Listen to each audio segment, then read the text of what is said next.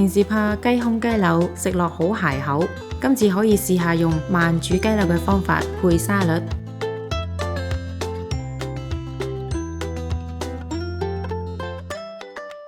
將雞柳洗乾淨之後印乾，用鹽同黑椒調味，然後將雞柳放入慢煮袋，加入適量嘅橄欖油，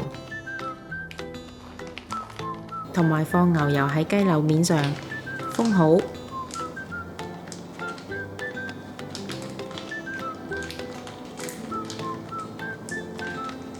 加水入 MP5 電鍋中，將雞柳放入電鍋準備慢煮，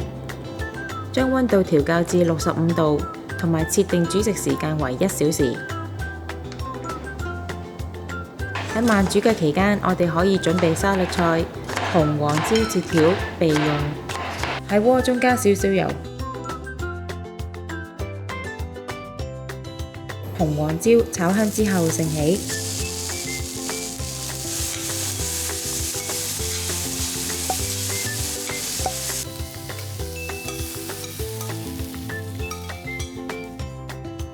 慢煮完成後，就可以攞出雞柳，落雞柳煎2分鐘，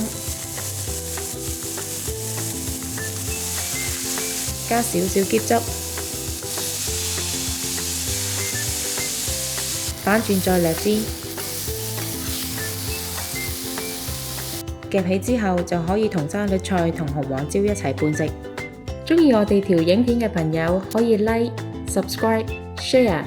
同埋記得撳着個鐘仔，可以第一時間收到我哋嘅最新資訊同埋影片。